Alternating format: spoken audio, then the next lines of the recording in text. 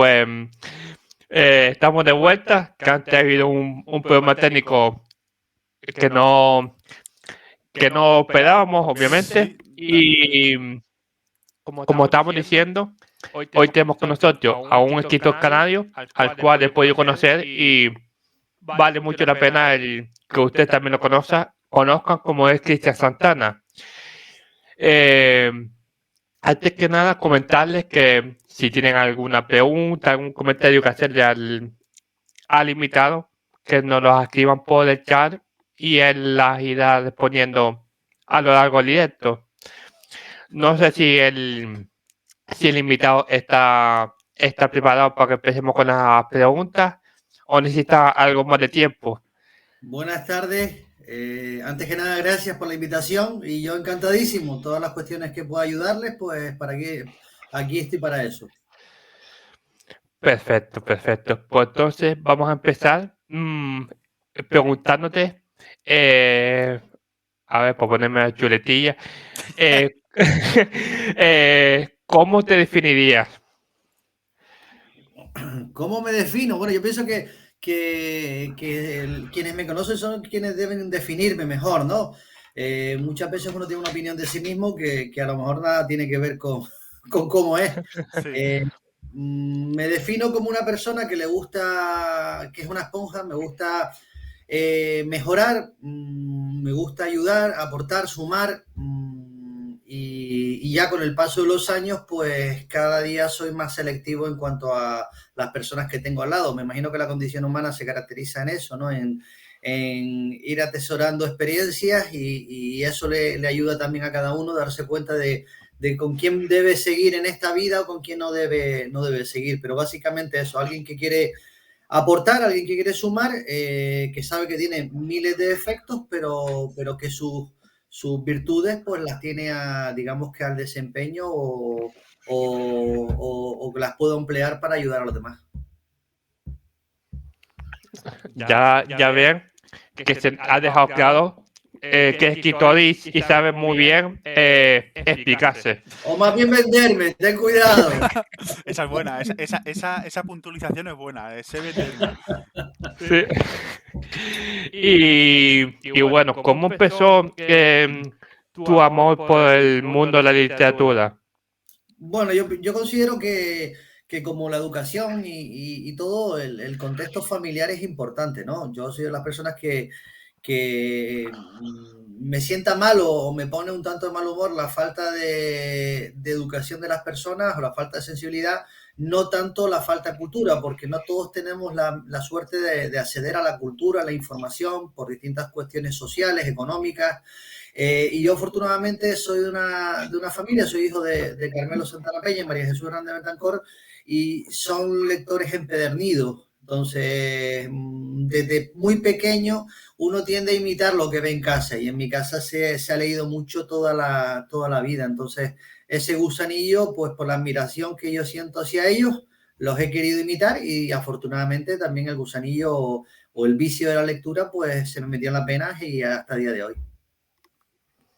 Mola Y porque lo que queda. es lo que me pasó a mí, quiero decir, yo empecé a leer porque mi padre leía todo el rato en casa y una vez que yo aprendí a leer, fue gracias a él que seguí leyendo, ¿sabes? Porque puedo aprender en el colegio, como todo el mundo, y luego dejar de leer. Sin embargo, mi padre estuvo ahí a piñón y yo, de verlo leer en casa, empecé a leer también. O sea, que en eso somos más o menos parecidos.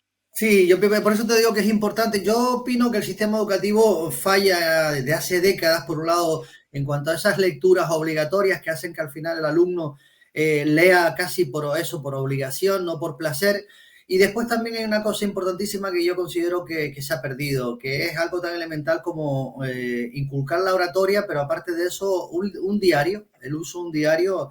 Te ves con gente joven que no sabe cómo plasmar lo que siente, lo que piensan, y yo pienso que con un diario uno se va expandiendo, se va conociendo más a sí mismo, se va escuchando también de alguna manera, y ese tipo de cosas al final, desafortunadamente, como el sistema educativo no te lo aporta, te lo suelen aportar en casa, pero hay gente que tampoco tiene esa suerte Y a lo mejor como tu caso y como el mío, pues no es tan común. Y eso es lo que hace que muchos lectores se queden en el camino e incluso muchos posibles autores también se queden a dos aguas. Claro. Siguiendo con tu gusto por la lectura, ¿no? Y tu amor por la literatura, sabemos que eres un gran admirador de Shakespeare, hasta el punto de que formas parte de una asociación europea sobre el escritor. ¿Cómo empezó esta admiración por Shakespeare? Bueno, pues empezó igual, o sea, mi familia, pues tuvimos una vida, una infancia londinense, soy hijo de exportador, Carmelo Santana Peña, exportador canario que tenía sus oficinas en Covent Garden casi durante 40 años. Y él con 11 años, pues cuando yo tenía 11 años me puso en las manos Hamlet. Como yo digo, a partir de ahí se me metió en las venas el veneno ese de Shakespeareano y a eso no hay solución. Digamos que con el paso de los tiempos, afortunadamente la ciencia va buscando soluciones para distintas patologías, pero esta patología afortunadamente no tiene cura. Perfecto, perfecto. Así que esperemos que en el chat, en el directo también haya más gente que se una al club de Shakespeare. O al que Así, quiera, aquí lo importante es sumar, lo importante es leer, que cada uno tiene sus gustos. También tenemos que ser un tanto más abiertos de mente en el sentido de que a mí cuando me dicen es buena o mala literatura esta o aquella, y yo lo comparo como una pintura, por ejemplo. O sea, yo a lo mejor no puedo decir que una pintura me parece buena o mala. Distinto es que me guste o no me guste, eso sí lo puedo decir. Y con la literatura igual, desde el momento en el que alguien dedica tiempo, dedica sus sentimientos, sus ganas y su intelecto a plasmar en un lienzo o en un texto algo, pues ya me parece que es digno de encomio y elogiable. Entonces, a partir de ahí ya lo que es bueno o malo, me parece que nos metemos en un mundo de subjetivismo y de gustos que es muy particular. Es que el arte es difícil que sea objetivo, porque siempre va a depender de los gustos de los demás. Entonces, claro, siempre va a ser algo que me gusta o no, pero no que puedas decir que es bueno o malo. exacto. Yo considero que hay ciertas cuestiones que a lo mejor sí son un poco más encajables. Por ejemplo, si pensamos en la generación del 98, que tenían el lamento ese o el pesar de la pérdida de las colonias de Cuba y Filipinas, pues oye, pues por lo menos ahí ves ese dolor, ¿no? Tienen un estereotipo o siguen una línea marcada y entonces, bueno, pues si no vas acorde con eso, pues a lo mejor no puedes formar parte de esa generación. Eso sí lo puedo entender. Pero ya que la gente se meta en consideraciones de gusto, a mí me parece que es demasiado osado e incluso injusto. Sí. pero podría ser en la sociedad actualmente de que no se respeta que la gente tenga opinión diferente a la tuya, tanto en series, películas, libros. Bueno, yo pienso que esta sociedad es la sociedad, yo lo pienso también en los más jóvenes, ¿no? Es la generación con mayor acceso a la información y paradójicamente es la generación menos informada. ¿Por qué? Porque con un clic, con el acceso a un botón, ya tienes toda la información y eso hace que también, digamos, nos acomodemos. Eso también hace que lo que antes te costaba, yo lo pongo en caso cuando yo me doctoré, yo antes me dedicaba horas y horas en la biblioteca de la universidad a copiar en un cuaderno, en folios, textos, investigaciones que tenían que ver con la investigación que yo estaba llevando a cabo. Hoy en día, la mayoría de esos documentos te metes en Google, te metes en determinadas páginas y te descargas el documento, lo sacas en papel y lo tienes en cuestión de segundos. ¿Eso es positivo? Sí, pero como todo, hay un término medio. La cultura del esfuerzo también es importante y esa cultura del esfuerzo también lleva, por ejemplo, que no es lo mismo hacer una novela, porque hay gente que dice a lo mejor, oye, es que hace 10 novelas yo qué sé, 10 novelas, una al año. No es tanto cantidad, sino calidad. Y cuando digo calidad es el sosiego, la mesura, el análisis, el detenimiento, el detallismo con el que abordes las cosas. Entonces, sí considero que en determinados contextos y entornos esta sociedad juzga injustamente determinadas cuestiones que no debería de abordarlas de esa manera, pero al mismo tiempo me parece que eso es positivo, porque eso hace que también el juzgado tenga que llegar un momento a un punto de madurez, es decir, hasta qué punto a mí me molesta o me afecta lo que puedan decir los demás. O sea, no es tanto lo que puedan decir, sino cómo te lo puedes tomar. Yo por ende me lo tomo como mejorar, pero yo también me tomo como mejorar aquellas aportaciones que considero que son hechas para que yo mejore. Aquellas que son hechas simple y llanamente para hacer daño, pues hago con ellas lo que considero oportuno, que es no hacerle puñetero caso. Claro. Sí, totalmente de acuerdo. Y como estamos hablando de Shakespeare, seguimos con Shakespeare porque tu primera novela en 2010 se llama Shakespeare, un mundo de amor y de locura. ¿Cómo fue esta primera experiencia siendo tú el escritor de la novela en cuestión? Bueno, pues fue un poco casualidad, porque en este caso fue el editor Jorge Liria contactó conmigo porque el mundo de la investigación shakespeariana, digamos que tiene una tasa de edad, una media de edad bastante alta. Por poner un caso, cuando suelo ir a simposios, a conferencias, pues soy el más joven. Básicamente, la media de edad suele ser 60, 70 años. La investigación en este sentido se ha estancado bastante. Jorge contactó conmigo porque consideraba que yo le podía aportar una perspectiva diferente al enfoque o al legado shakespeariano. Hablamos, le dije un poco por donde veía yo, por donde se podía ahondar desde el punto de vista novedoso, sin caer en lo superficial y en lo banal. Él había leído investigaciones mías y tiramos para adelante con la publicación. La publicación ha funcionado bastante bien, se utiliza en muchísimas universidades, no solo en España, sino en Sudamérica, en Alemania, en Bélgica también, en distintos sitios. Y digamos que fue un punto de partida. Yo con eso ya me sentía más que satisfecho, pero fue el mismo Jorge Liria que contactó nuevamente conmigo y me pidió seguir. En este caso yo tenía varias novelas en un cajón, le di una de ellas y me dijo que como cada editorial tenía un consejo de, digamos que de sabios, ¿no? O de asesores. Sí. Le dedicaron el tiempo que estimaron oportuno. Yo la verdad que la tenía en un cajón, yo la hice por mí, como una válvula escape, no para que se publicara, ni mucho menos. Y meses más tarde, yo ni me acordaba, sinceramente, me llamó para decirme que la quería publicar y que quería que firmase con su editorial.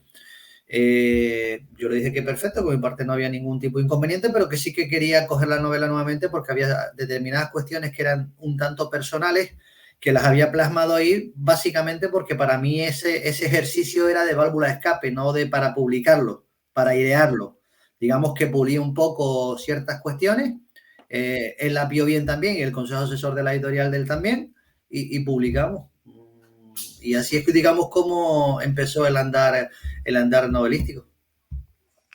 ¿Y esas divisiones te llevó mucho tiempo o lo hiciste más o menos rápido? No, vamos a ver, yo soy una persona que tiene muy claras las cosas, yo visualizo, mis novelas son bastante visuales, no me cuesta hacerlas, es decir, yo puedo hacer una novela en 10 días.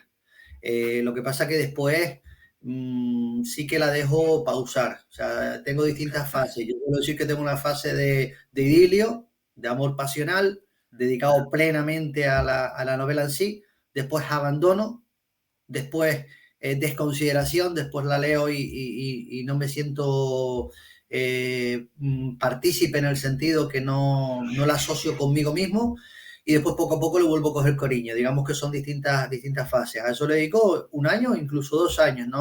Yo nunca acelero a la hora de publicar nada. En este caso fueron unos cuantos meses, tampoco muchos. Lo que pasa que esa novela la había concebido de esa manera, pero Jorge, como desde el punto de vista editorial, funcionó bastante bien. Me dijo que si podíamos hacer una segunda o tercera parte. Le dije que bueno, que no lo había concebido así, pero posiblemente sí, porque los personajes tienen suficientes aristas y las situaciones daban pie a distintas posibilidades y que necesitaba tiempo un poco para pensarlo. Me lo dio. Así fue, a partir de ahí pude sacar Artistas del Odio, que fue la segunda parte después de lo de Van Gogh, y a partir de ahí seguimos andando. Entonces, por lo que nos estás comentando del buen teatro de Jorge contigo, esta primera experiencia con una editorial, desde tu punto de vista, ha sido bastante satisfactoria. Sí, vamos a ver. Yo he tenido suerte.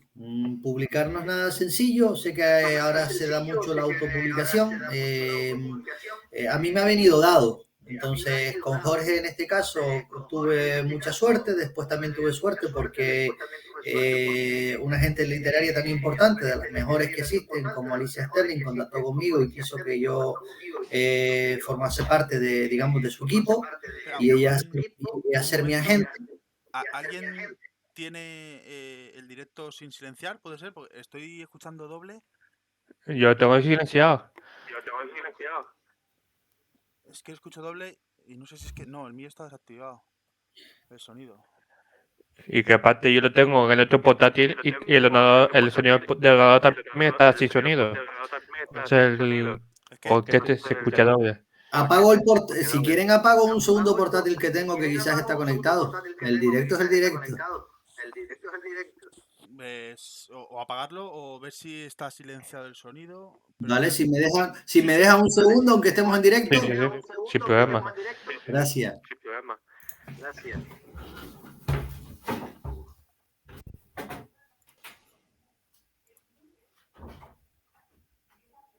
Es que, no sé, he empezado a escucharlo de repente. Quiero decir, durante toda la entrevista no estaba y de repente ha sonado doble. Pues no sé, te digo. Y yo que en este portátil solo tengo el enlace que tú me pasaste. Todo lo demás está en el otro portátil y está sin sonido. ¿Tú no lo escuchabas doble, Ako? ¿Tú lo escuchabas bien? No, la verdad que no. ¿Ahora? A ver. ¿Ahora? Vale, no. A ver, Ako, habla tú. A ver. Vale, no sé si... ahora va bien. Es que no sé qué pasaba, que por lo visto solo lo escuchaba yo, porque Ako me dice que no lo escuchaba. Yo os oía doble, como si alguno tuviese el directo sin silenciar, Sí. y lo escuchaba como con retardo. Pero solo era yo, vosotros dos no lo escuchabais. No, pero bueno, ya está, solucionado el directo. Exacto. Disculpa por interrumpirte, Cristian, pero es que... Nada, faltaría más. No sé si quieres comentar algo más o seguimos con la siguiente pregunta. Estabas comentando lo del tema de Jorge. Sí, la bueno, siguiente... eso, que he tenido suerte, he tenido bastante suerte y después me imagino que yo también soy una persona que le gusta jugar para el pie, es decir, adaptarme un poco también a las circunstancias. No pongo muchas exigencias, para mí ya es una suerte poder publicar y la verdad que me tomo las cosas pues con bastante paciencia y sosiego, porque considero que al final las cosas vienen dadas y si estás con gente de bien que intenta lo mejor para ti, uno también tiene que intentar ayudar, ¿me entiendes? No estar poniendo chinitas en el camino. La duda que me acaba de surgir es, todas estas novelas comentas que las tenías guardadas en un cajón. ¿En algún momento tenías pensado publicarlas de alguna manera o se iba a quedar como algo propio? Vamos a ver, en verdad, de las que tenían un cajón, ninguna se ha publicado. Es decir, solo una se ha publicado, que es la parte número 1, la de Van Gogh. Esa es la única que se ha publicado. Las demás, o sea, la segunda y la tercera parte, no era ninguna de las novelas que me tenía guardadas en un cajón, sino que una vez que el editor me dijo que había gustado bastante la publicación esa y que sería idóneo si había posibilidad de hacer una segunda o tercera parte, esa segunda o tercera parte nacieron a partir de ahí, no existían. Entonces, las que están en un cajón siguen en un cajón. Y sinceramente dudo que salgan porque no me siento nada identificado con ellas. Es decir, un autor también es una persona al fin y al cabo y uno va evolucionando. Entonces, yo me identifico con la última novela que acabo de terminar. La que hice hace un año, 2 años, ya no me identifico con ella. O por lo menos, si la leo, yo no la vuelvo a leer, pero si las leo, una vez me pasó con una, empiezo a ver fallos o cuestiones que se pueden mejorar o situaciones a las que les puede sacar más jugo. Entonces, como eso me termina generando cierta desesperación, porque claro, lo publicado está, tardo mucho en publicar porque quiero estar seguro. Y una vez que publico, me olvido de esa novela. Aparte, yo suelo ir una novela por delante, es decir, cuando se publica, cuando sale a la calle una novela, ya yo he terminado la siguiente. Entonces, Entonces, cuando estamos, imaginen, cuando está en el mercado una, la siguiente ya está hecha y ahí estoy con la segunda, la que viene posteriormente. O sea, voy con una por delante. En estos momentos ahora, por ejemplo, tengo una que va a salir a final de año, pero ya yo, esa una que va a salir a final de este año, la terminé hace un año. Yo estoy con la siguiente, que cuando salga a final de año la que tengo guardada, capaz que no me siento identificado. O hay situaciones que no me acuerdo. A mí me ha pasado varias veces que las que me han hablado de algo, de una situación, de alguna de mis novelas, y yo la verdad que ni me acuerdo. Porque me dicen que están en mi novela. Una vez me dieron un personaje en una cárcel que tenía una camisa jamaicana, que porque le había puesto una camisa jamaicana, y yo la verdad que ni me acuerdo por qué, ni me acordaba en qué contexto lo había hecho. Digamos que voy haciendo, me marco metas y una vez que las alcanzo, sigo, porque considero que es una forma de mejorar también y porque tengo un deber moral, que mi deber moral es utilizar las novelas un poco para también zarandear y con perdón, dar una hostia a la sociedad en determinadas cuestiones que considero que se están haciendo mal. Claro. A ver, siempre que sea con respeto y demás, no hay problema en enfocarlo de esta manera. Mira, yo pienso que al final, en verdad todos tenemos mucho que decir y mucho que aportar. Algunos por timidez lo callan, por inseguridad o sencillamente porque no eran la posibilidad. Yo he tenido la posibilidad por medio de novelas, no pierdo esa oportunidad, pero sí que también hago un alegato a que todos, en el contexto, en el ámbito en el que se muevan, vean la posibilidad de aportar a la sociedad y también de no caer en autocomplacencia, de que censuremos determinadas conductas y actitudes que estamos llevando a cabo que no son adecuadas. Pues si quieres seguir con tu pregunta, Rick. Sí. Has comentado además que justo es nuestra siguiente pregunta, que una de tus novelas, la única de tus novelas almacenadas en un cajón que publicaste es La ratonera de Van Gogh. ¿Qué nos puedes contar respecto? ¿Cómo surgió la idea de, bueno, tengo la novela escrita en el cajón, voy a publicarla? ¿Cómo surgió?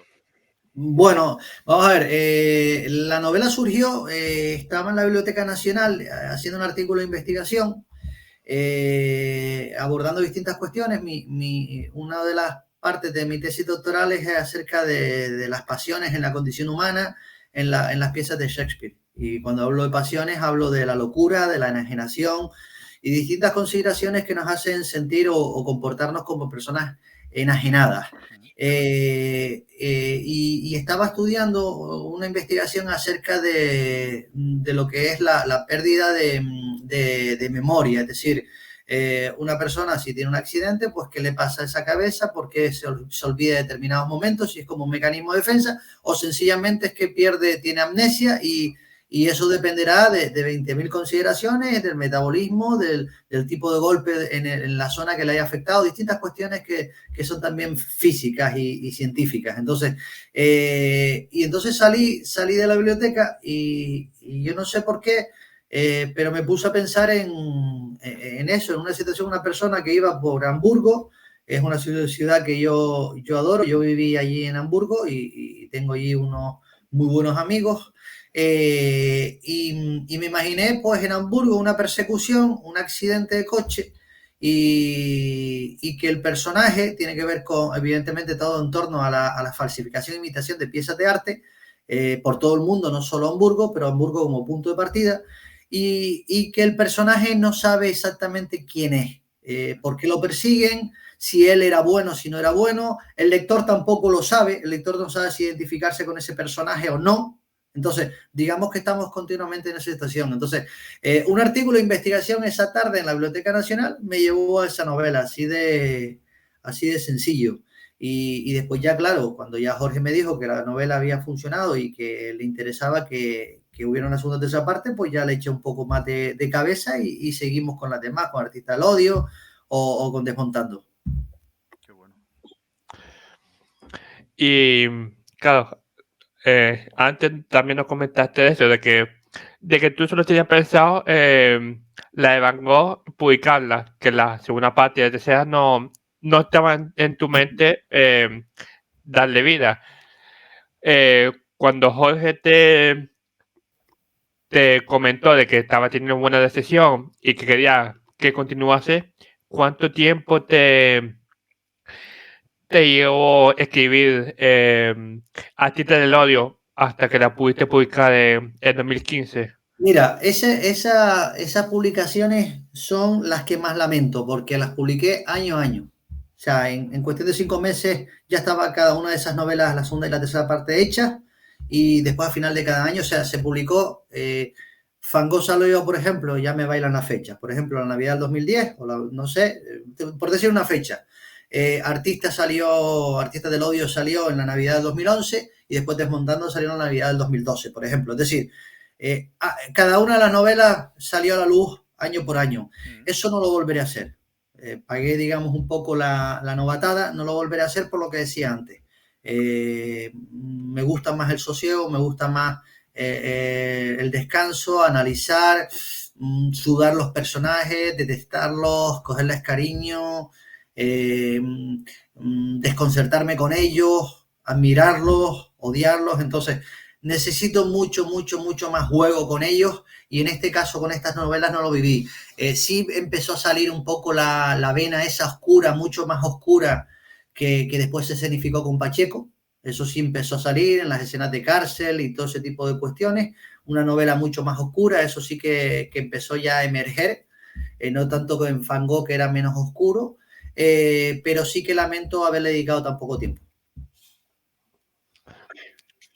Y es decir, eso desde el punto de vista escritor, pero no, a lo mejor desde el punto de vista lector, esa brevedad entre una y otra ayuda al lector porque mantiene fresca lo que ha leído de cara a la siguiente novela.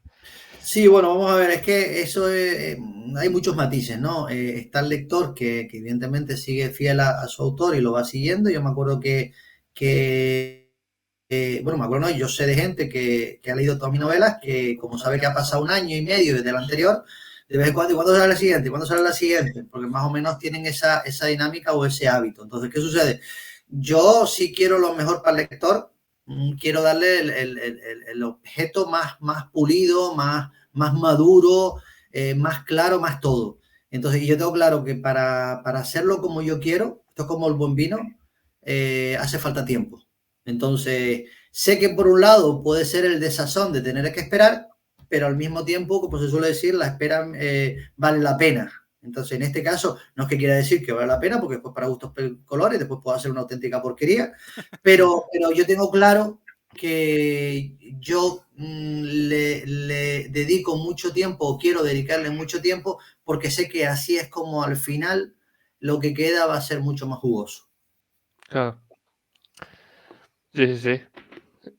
Desde ese punto de vista, el 99,9% de los escritores están de acuerdo contigo. Sí, lo que pasa es que hay veces que también hay que tener distintos matices, que a veces, dependiendo de la editorial, dependiendo de la gente o del literario que tengas, también tienes un timing que cumplir. ¿De acuerdo? Entonces, en ese momento sí tenía un timing con aquellas novelas uno por año. Desde que pasó eso ya yo acordé que eso no volvía a hacer. Entonces, como aceptaron, digamos, que esas condiciones, pues me puedo manejar con comodidad. Pero tampoco dejarme ir mucho. No, claro. Sabiendo cómo eres, yo sé que tú no te dejas ir mucho. Bueno. Bueno, hablando de la trilogía, ¿no? De cómo fuiste año a año publicando, que no te gustó la experiencia de publicar año a año. También os has comunicado que solo estaba planeado el primer libro, que luego a raíz del éxito surgieron las otras dos novelas. A pesar de ser una trilogía, ¿tienen una relación lineal o cada libro tiene personajes distintos, tramas distintas, a pesar de la misma trilogía? Es un corpus, es decir, no puedes leerte, no puedes saltar de Van Gogh a Desmontando, tienes que leerte a artistas, o sea, es todo un corpus, es un hilo, es un guión, es un hilo discursivo en el que todo está enlazado.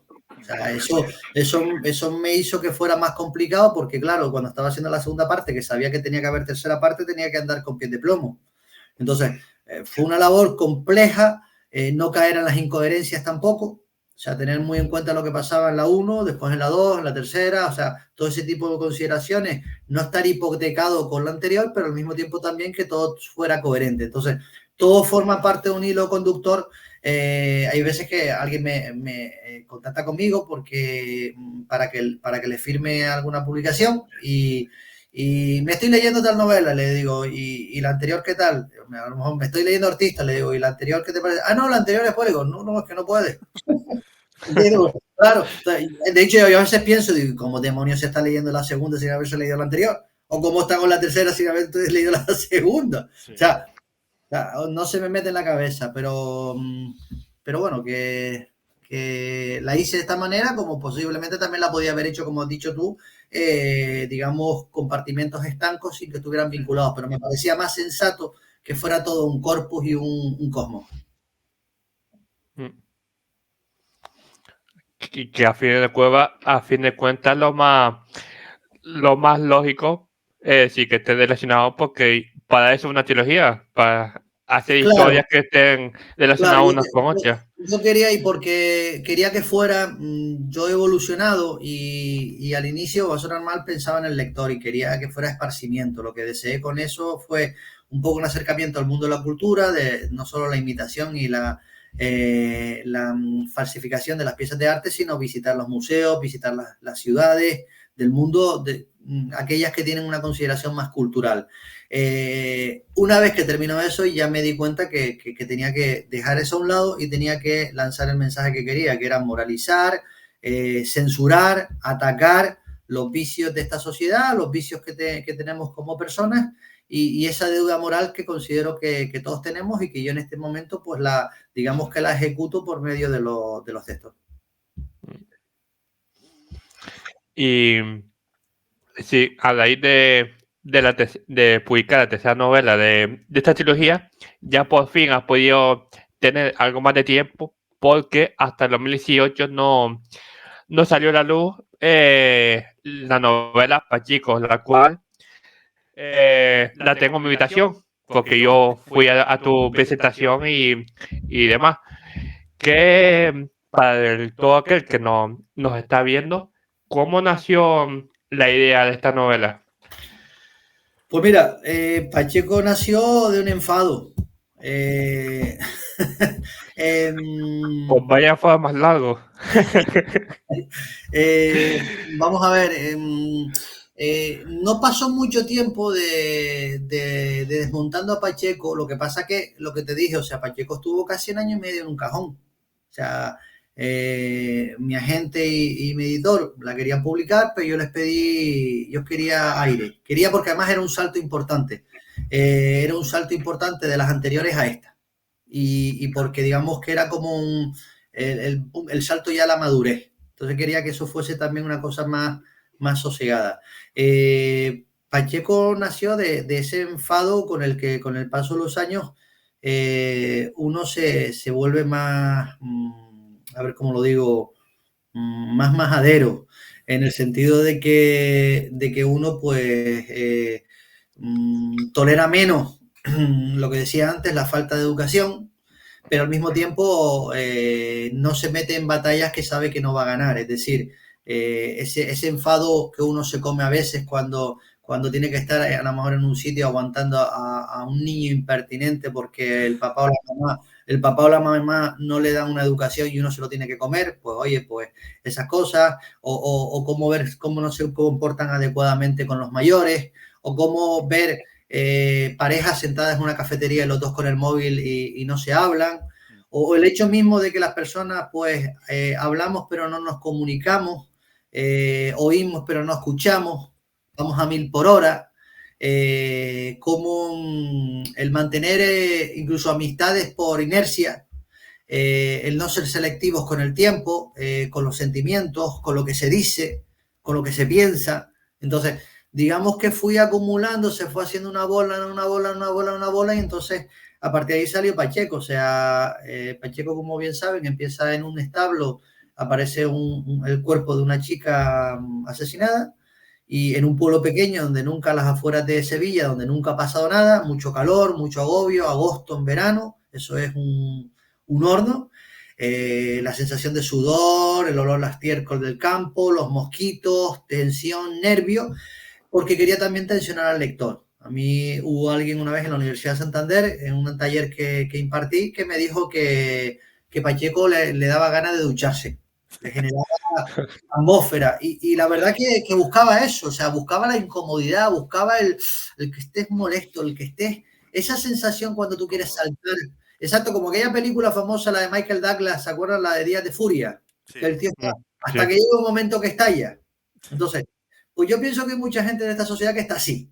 Pero no por culpa de ellos, sino porque la sociedad en sí está todo el día pam, pam, pam, picando, picando, picando, picando. Entonces, es una forma de decir, por Dios santo, ¿por qué no nos paramos? ¿Por qué no nos sosegamos? ¿Por qué no hablamos las cosas? ¿Por qué no nos entendemos? ¿Por qué no dejamos incluso los móviles, la tecnología a veces a un lado? Entonces, todo eso pasa en Pacheco en un día en el que el guardia civil no se comunica con el hijo, en donde no se sabe quién ha matado a la chica y el guardia civil sospecha del hijo, en donde para ahondar un poco en todo esto, no hay cobertura de móviles porque lo que quiero es que se comuniquen, pero no se comunican y el papá le dice algo al hijo y el hijo le contesta lo que él entiende y el papá entiende lo que le da la gana y no se comunican y el lector está nervioso porque están mandando su vida al desagüe y todo en un día en medio de todo eso, del agobio, del estiércol, del olor, del calor y 20.000 consideraciones que hacen que al final la naturaleza o la atmósfera sea un personaje en el que te va comiendo también. Bien, bien. Y como comentaba, yo fui a la presentación de la novela y claro, yo llego y veo que la sala está llena y no se puede sentar nadie o muy poca gente. Desde tu punto de vista, ¿cómo ves, cómo sientes esa, ese impacto con la novela en cuestión? De llegar a la sala y ver la sala llena, gente de pie que no se puede sentar. Vamos a ver, eso fue, digamos que fue un fallo mío, incluso mi editor me lo comentó en su momento, antes de que hiciésemos el acto, en su momento con las novelas lo hicimos, yo todas las novelas, aparte que después se ha hecho en la península, en distintos sitios, pero quiero empezar en Las Palmas, ¿no? Suelo empezar en Las Palmas como punto de partida. Y en este caso empezamos me acuerdo con Fangó empezamos y con la de Shakespeare empezamos en el Gabinete Literario, el Salón Dorado, se llenó, tuvieron que meter sillas, más de 200 y pico sillas ahí, gente de pie, muy bien. Pero yo con Pacheco quise darle una imagen diferente, no quería ya tanta, digamos, tanta ornamentación, tanta elegancia, porque Pacheco era calle, era vómito, era escupitajo, era sudor, y entonces busqué un sitio más chico. O sea, el lugar es maravilloso, el lugar es hermosísimo, que es el Palacete Keckler, y quería una sala más pequeña, claro, pero me equivoqué. Yo no era consciente de que había gente en la calle esperando. Se quedó, por lo visto, se quedó más gente fuera que la que estaba en el interior y el interior estaba lleno. Entonces, después lo lamenté, después me di cuenta de sí que había mucha gente porque cuando la gente se fue acercando para que le firmase, pues estuvimos casi 2 horas con las firmas. Entonces, pero claro, pero no me gusta eso de que encima que la gente dedica su tiempo, eso fue un jueves por la noche, la gente dedica su tiempo de sus cosas, de su vida y terminen esperando en la calle. Entonces, la verdad que eso me causó bastante desazón. Y no volveré a cometer ese fallo. A mí me acuerdo que Jorge en su momento me dijo, se va a llenar, pero claro, yo no me imaginaba que fuera tanto. Me llena de satisfacción. Estoy en deuda, evidentemente, con todas las personas que han asistido, pero a ver, igual que estoy en deuda con quien ha asistido, no le guardo, no le tengo puesto una X a quien no haya ido, ¿me entiendes? Pero lo que quiero decir es que, pues, me halaga, me motiva y me permite seguir. Básicamente eso. Y también me permite que todas esas personas que han ido, pues cuando me piden que les acompañe algo, pues les acompaño. A ver, pues ya te apunto para cuando el canal siga creciendo. Dalo por hecho que te lo digo aquí en la antena. Vale, pues seguimos, Rick. Que bueno, joder, hablando de este éxito, de salas llenas y tal, no te has quedado con eso, sino que has seguido publicando y en plena pandemia llegó la partida, tu novela La partida. ¿Cuánto tiempo te llevó escribir esta novela? Porque ya nos dices que después de terminar la trilogía te querías tomar tu tiempo en libros, salió 2 años más tarde lo de Pacheco. ¿Cuánto tiempo tardó desarrollar esta novela de La partida? La partida es quizás la que más me ha costado. Pacheco fue un vómito, ¡pum! Pacheco apenas es hueso, no tiene músculo, no tiene carne, porque quería que fuera eso, tal y como estaba. La partida es más complicada porque la partida es un puzzle. Quiero justamente, porque mi objetivo era que justamente el lector juegue su partida. La vida es una partida en la que cada uno, como decía Shakespeare, maneja sus cartas, ¿no?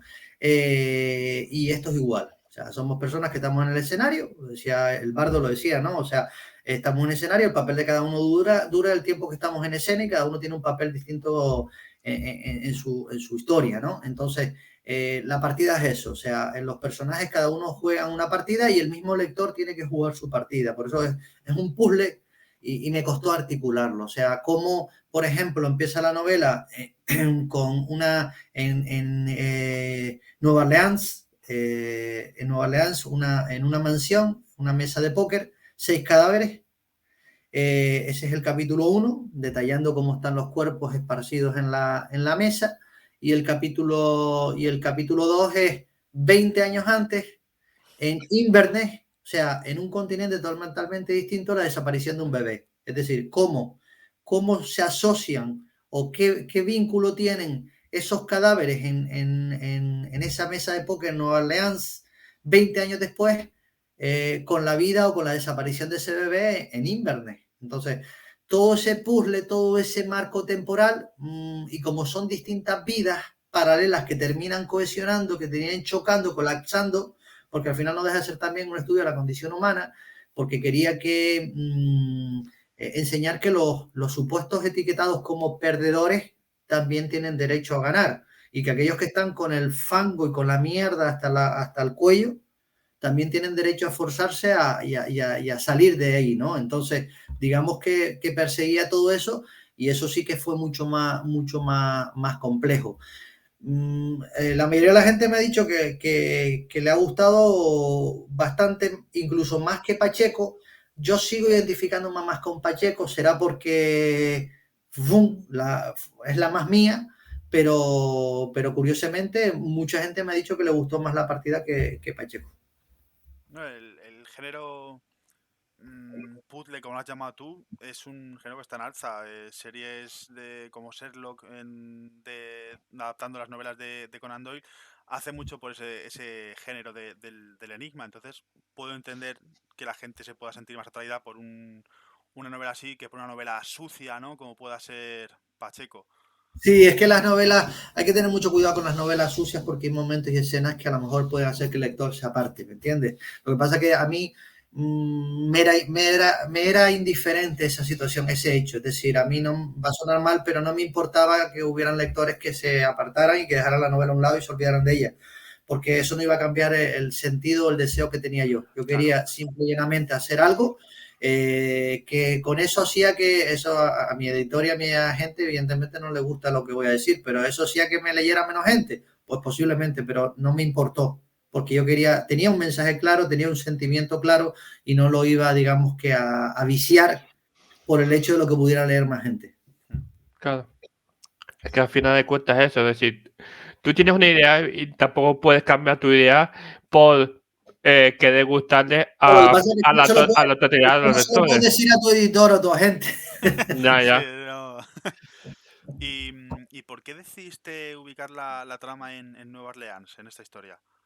No tengo la menor idea. Pero salió. No hubo... Salió. Las cosas salen. O sea, yo nunca, yo no suelo buscar, es como cuando en literatura, yo sé de gente que a lo mejor se pone a leer una novela y dice, voy a leer un poco antes del autor para entender más. No, yo voy al texto en sí, no busco los por qué, simple y llanamente. Y ni siquiera cuando un autor me cuenta algo, digo, es que este autor cuenta esto porque él es así o ella es asado. No. Entonces, el por qué, visualicé Nueva Orleans, no me digas por qué. O sea, he estado en Nueva Orleans en mi vida, jamás de los jamases, pero el cuerpo me pedía eso. Es decir, las escenas o los escenarios de mis novelas, el pueblo de Pacheco no existe, Almanzor no existe, es ficticio. Lo asocié con el campo andaluz, con el calor en agosto y todo eso, pero no existe como tal. ¿Por qué? Pues tampoco te lo puedo decir, o sea, sí lo visualicé y así quise que fuera. Entonces, como esto es ficción, tengo el derecho también Claro. de imaginarlo como quisiera. Y Nueva Orleans, te digo, no sé, Nueva Orleans me salió. No te puedo dar una explicación coherente porque no lo hay.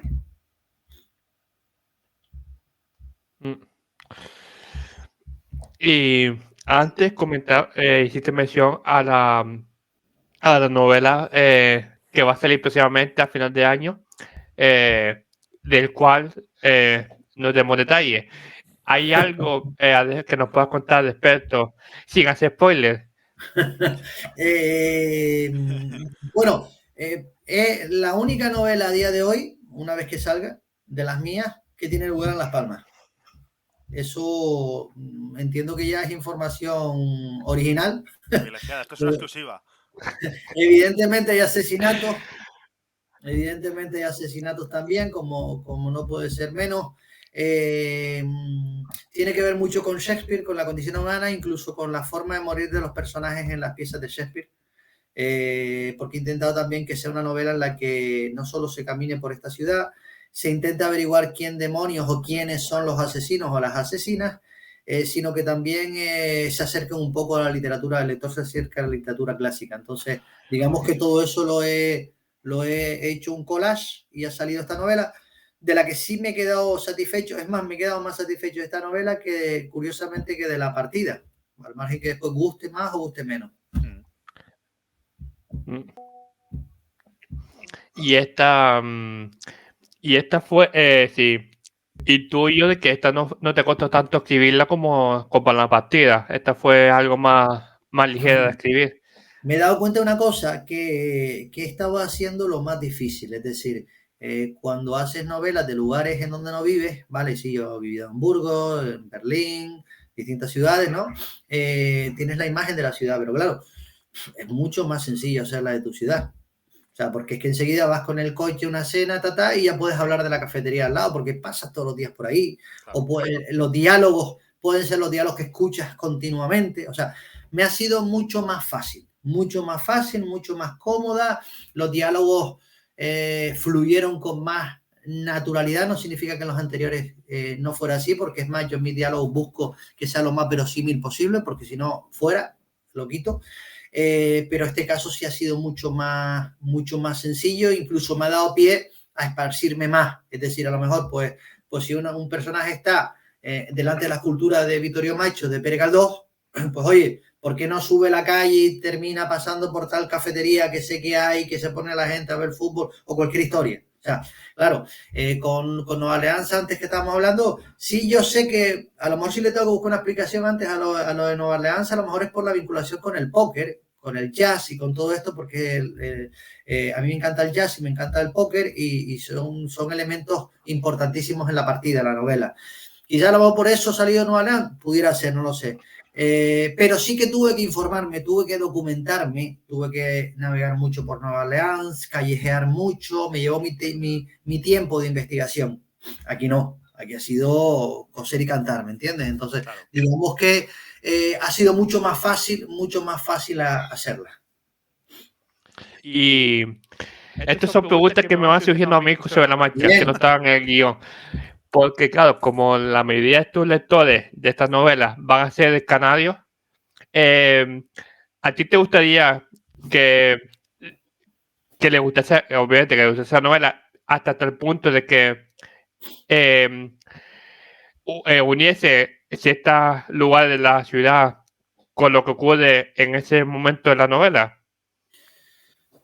Yo, o sea, lo único que busco con mis novelas es aportar, pensar, que quien haya tenido un día complicado llegue por la tarde, se siente y se ponga a leer y se lo pase bien, intentando averiguar los enigmas o intentando dar con una solución a las diferentes complejidades que se le pone delante de las narices, ¿no? Entonces, y también moralizar.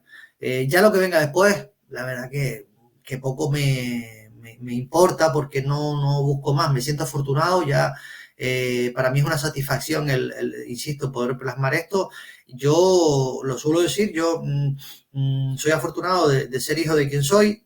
Como suelo decir, todas las cosas buenas que hago se las debo a ellos y los defectos que tengo me enseñan que me faltan mucho para parecerme a ellos. Entonces, para mí es una forma también de darle las gracias, en este caso, a Mariluz, mi mami, y a Carmelo Santana, porque ellos me lo han dado todo, me han dado la cultura que tengo, me han dado la posibilidad de dedicarme a lo que me dedico y digamos que todo lo que hago en vida es una forma de darle las gracias a ellos. Entonces ya me siento sumamente satisfecho por eso y ya lo que venga después pues no deja de ser anecdótico. Bien, bien. Ahora quiero cambiar un poco de tema, ¿no? Hemos comentado tus libros y hemos comentado al principio de todo tu amor por Shakespeare, pero ¿hay más autores que te hayan marcado en tu amor por la literatura? Bueno, muchísimos. Si empiezo, y también depende del género, puedo hablar de los cuentos de Claro. Faulkner, puedo hablar de Steinbeck, puedo hablar de Capote, puedo hablar de el estilo de Lord Byron, puedo hablar de la ironía de Oscar Wilde, Dickens. Es que son tantos que yo soy muy futbolero, quien me conoce lo sabe, y es como si me dice a mí, ¿qué jugador te ha aportado más o te ha gustado más verlo? A ver, te puedo decir uno o dos, como pasa con Shakespeare, ¿no? Icónicos, pero hay tan buenos jugadores que de cada uno puedo destacar cosas específicas, partidos puntuales, días puntuales, pues igual pasa con los autores, con los novelistas y las novelistas. O sea, ahí es una nómina ingente porque afortunadamente hay auténticas maravillas. Es más, el mayor desazón que yo siento es no poder tener tiempo suficiente para leerme tantas cosas buenas. Había una película, no sé si se acuerdan qué era, no me acuerdo, era como una máquina que leía todo en cuestión de segundos, las novelas, y yo me acuerdo cuando vi esa película hace muchos años, dije, qué suerte, ojalá pudiera hacer eso. Claro, porque es que eso lo es todo. No, y eso que tú tienes la costumbre de leer. Yo que tengo que estudiar, cargarme el PIE de pasaporte, ver series y demás, tengo ahí un montón de novelas cogiendo polvo. He perdido un poco también ese hábito de leer. Me he metido más con el tema series, porque como yo le digo a la gente, oye, si no lees, ponte a ver series, porque las series son guiones. Sin un guión no hay una buena serie, no hay una buena película. Y he tirado mucho para series también, porque ahí veo, yo que sé, Happy Valley, por ejemplo, me parece un serión, argumentos muy buenos, unas cuantas series por ahí que tú ves y tú diseñas que son testacos, ¿me entiendes? Buenísimos. Entonces, también tenemos que ser conscientes de que el mundo va evolucionando y que el discurso y el lenguaje varía también. Entonces, tenemos que adaptarnos a los nuevos tiempos. A los más jóvenes, a lo mejor, no decirles que estén pegados a la televisión, porque hay que leer una buena novela, eso está claro, pero si por lo menos van a estar viendo series, por lo menos que sean conscientes que la serie no existe si no hay un guión. Y un guión es como si estuvieran leyendo una novela, viendo una historia. Si no hay historia buena, no engancha. Eso es tan fácil como eso. Entonces, pero que también seamos un poco permisivos con esa evolución de la sociedad. Es que en mi caso, aunque la sociedad evolucione, yo soy de la vieja escuela y yo prefiero los libros físicos. Sí, A mí no, leerlo claro. digital, No, yo no puedo a mí no me digital, sabe. sin desmerecer. Yo sé que mucha gente, mi hermano el mayor, cuando incluso él viaja mucho, está con la edición digital y él tuvo el hábito durante una época de cada Navidad, me daba un ebook de esto digital, ¿no?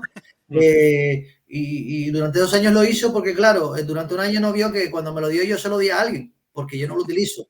Y el año siguiente pensó que yo no lo tenía y me lo volvió a dar. Hasta que le aclaré que no, es que no lo tenía, es que yo no puedo leer así. Y él me acuerdo que me intentaba vender las excelencias. No, pero es que amplías el tamaño, no sé cuánto pasa. No, lo siento, pero no puedo. Lo que sea papel. Lo que pasa es que curiosamente después, como tengo alergia a los ácaros, porque yo antes coleccionaba publicaciones antiguas que las he tenido que ir donando porque me aficiaba. Lo que me causa desazón es terminar una novela que me encanta y terminar dándola porque no quiero acumular polvo en casa. Claro. No, y eso y que físicamente cuesta más la novela que digitalmente. Sí, también. Pero bueno, pero pagar por la cultura es como yo digo, cuando alguien dice, igual que pagas sin desmerecer, y lo digo porque a mí me gusta, igual que pagas un dineral por un partido de fútbol, pues oye, pagar por una novela no me parece tampoco que esté mal. No, pero claro, hay gente que estira por lo digital porque Sí, sí, económicamente sale más barato. sí, por supuesto, está claro. Y antes comentaste de que hay escritores que están marcados de diferentes géneros, pero a la hora de escribirlo, te lanzarías a la piscina a escribir un género diferente al que escribes actualmente. Sí hago, lo que pasa es que no lo publico. Es decir, yo estoy, por ejemplo, ahora mismo estoy haciendo una novela que no tiene nada que ver con el género que suelo hacer.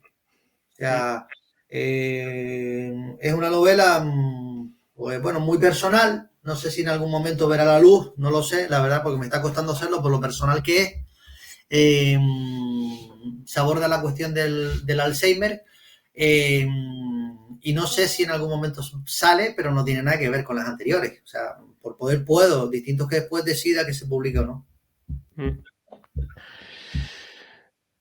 Es decir, que de momento vas a mantener el ritmo de género que ha sido todos estos años. Sí, de momento lo que sale. No sé, ya se verá. Nunca me gusta decir de este vaso no beberé, porque tampoco sé qué va a pasar mañana, ¿me entiendes? Entonces, yo voy golpito a golpito, paso a paso, y ya se va viendo. Pero lo que sí tengo claro es la siguiente que se va a publicar, y la que siguiente, la que te decía que tiene lugar en Las Palmas, está claro que es el mismo estilo que las anteriores. A ver, en ese estaré atento por si hay presentación para acercarme. Y vamos a ver, la anterior aquí en Las Palmas, la partida la paramos porque coincidió la época del confinamiento y le pedí a mi editor y a mi agente, y ellos lo vieron bien, no hacer el acto. Teníamos cogido el salón de actos de la Casa Colón, que la verdad que se portaron muy bien, y una semana, 10 días antes, decidí que se cancelaba porque era cuando de nuevo la incidencia del COVID volvía a subir y no me parecía honesto ni adecuado estar convocando a nadie, exponer a nadie por eso. Entonces, y como el mundo digital es como es y el mundo editorial también, y las novelas con ir a la tienda las quieres o por internet, pues sencillamente se hizo la difusión y la publicidad se hizo de forma digital y ya está. Claro. Pero bueno, ya gracias a Dios ya hemos salido ya de eso. Sí, Sí, vamos a ver. ya estamos, si no se ha terminado, estamos a punto de acabar. Mm. Quisiera preguntarte ahora por el tema de las portadas de las novelas. ¿Quién las diseña? ¿Las diseñas tú? ¿Tú das ideas al diseñador para que te haga las portadas? Las elijo yo. Es decir, suelen ser, yo suelo buscar fotos con más o menos con la idea de lo que quiero y se la hago llegar a la editorial. Después la editorial me pasa distintos bocetos, me dice distintas opciones y yo le doy el visto bueno. O sea, yo considero que esto es como un bombón. Es decir, si el envoltorio del bombón no es llamativo, difícilmente el contenido te lo vas a echar en la boca. Entonces yo le doy muchísima importancia a la portada y que la portada que sea menos es más. Es decir, cuanto menos información, mejor, que no esté muy cargada, que no esté muy ornamentada, porque considero eso. Para mí la literatura es menos es más. Por eso tampoco suelo tirar a novelas muy tochos, no me paso la extensión, porque considero que bueno, no es por decir que es de calidad, pero considero que saber simplificar los sentimientos y plasmarlos es más difícil que el dispersarse, ¿no? Entonces voy a novelas cortas y voy a portadas también que digan, pero que al mismo tiempo permitan que el lector imagine, ¿entiendes? Que tenga un poco libertad el lector también para soltarse. Entonces, una portada que no sea de mi gusto nunca va a salir. Claro. Es que para a fin de cuentas, es tu novela. Claro, pero bueno, pero también tienes que tener cuidado con el tema mercantil, con el tema editorial. Hay ciertas imágenes que a lo mejor la editorial considera que son más potentes, que convienen en ese momento. Entonces, para que yo te digo, como digamos que tengo buen entendimiento con mi editor, pues sabemos llegar a un entente cordial. Y bueno, como ya estamos, ahora ya hemos llegado a la hora de directo. Vamos a ir cerrando el directo, pero no antes. Vamos a dejar que Cristian diga sus redes sociales para que digan dónde seguirle y así entrando en su nueva novela. Bueno, me pueden seguir en Twitter y me pueden seguir también por el Insta, también me pueden seguir, ¿no? Ustedes estos días me han compartido, las personas que están conectadas han podido ver que yo estos días he compartido la publicidad de ustedes y también han visto la publicidad de ustedes que me etiquetaban, entonces me imagino que será la forma más sencilla de ubicarme, orientarme. Pido disculpas antemano si en ocasiones me mandan algún mensaje y tardo en contestar porque uno a veces no tiene tanta disponibilidad. A veces me pasa, contactan conmigo bastantes personas internamente para cuestiones de las novelas, de personajes, de esto, de aquello, o dudas. Y hace poco contactó conmigo una persona para un tema de una de las novelas justamente que tenía que ver con Pacheco, a ver si lo que yo contaba ahí era ficción o de verdad eso existe. Y tardé una semana en contestarle, después me di cuenta cuando estaba el mensaje que había pasado una semana, pero bueno, que sean un poco benévolos por eso, pero yo contesto a todo el mundo. Así que nada, darle muchas las gracias a Cristian por hacernos un hueco en su apretada agenda, un viernes por la tarde.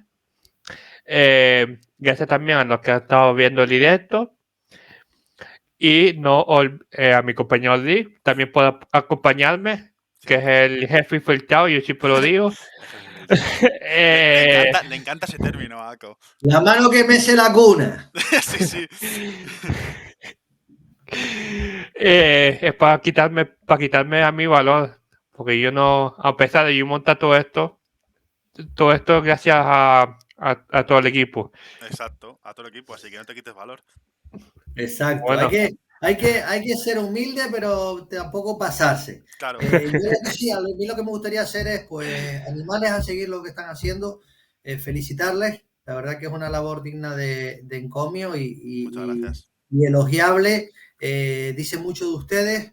En lo que les pueda ayudar, me tienen a su entera disposición. O sea, lo que haga falta, con total confianza. Y ojalá haya más gente como ustedes con las inquietudes que tienen, con la dedicación que tienen. Yo he estado miro lo que ustedes cuelgan, lo que ustedes siguen, a los compañeros de ustedes también, que son un equipo, gente que hace, compañeras que hacen fotos, compañeros que hacen distintas cosas, y me parece que forman parte de un equipo muy interesante y curioso. Entonces, en lo que les pueda ayudar, a su entera disposición, igual que las personas que nos están escuchando hoy por la tarde. Sí, y encima todos repartidos por España, porque ninguno no conocimos por internet. Dividido en será. Bueno, pues eso, si en algún momento yo suelo poner en internet los sitios a los que voy, firma ejemplares, algún taller o algo, si alguna vez cuando anuncie dónde voy, alguno de ustedes pues es de esa zona, pues que me lo diga y nos vemos en persona, que también será un placer. Pues apuntado queda. Sí, a ver si por casualidad coincide cuando Dick venga aquí de visita, que lo tiene pendiente. Con que me avise nos organizamos. Sí. Genial. Así que nada, muchas gracias por venir al canal y no olviden seguirnos en Twitter, en Instagram, en YouTube, aquí en Twitch, seguir al invitado y al Dick. Que tenemos Spotify. Y ahora que también nos puede escuchar en modo podcast en Spotify. Así que tienen un abanico de posibilidades para escucharnos en diferido. Como muchos saben, la semana que viene no habrá directo porque nos vamos para Sevilla, que hay un evento literario.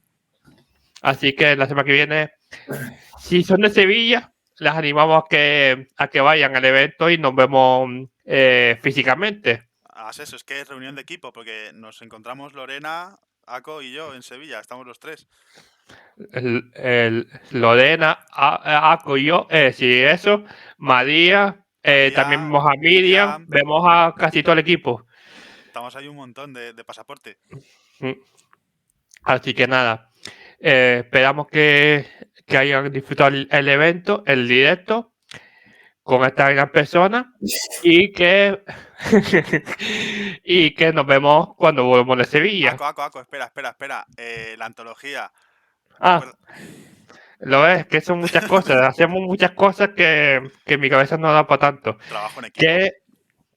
Que estamos, quedan los últimos días del plazo de sesiones manuscritos de la antología, así que toda participación que nos envíen es bienvenido, porque todo lo que ganemos va a ir destinado a la Asociación contra la Violencia de Género. Así que qué mejor motivo que ese para animarse a escribir y enviarnos manuscritos o poemas. Acuérdense que tienen hasta el miércoles por la noche. Creo, Rick, que ya sí que está el cupo completo. Ya no me falta nada más que comentar. Sí, creo que lo hemos conseguido, que hemos hablado ya de todo. Así que nada, muchas gracias de nuevo al invitado y a los que han visto el directo y lo verán después diferido. Y esperamos verles a muchos la semana que viene en Sevilla. Un saludo. Hasta luego. Hasta luego, gracias.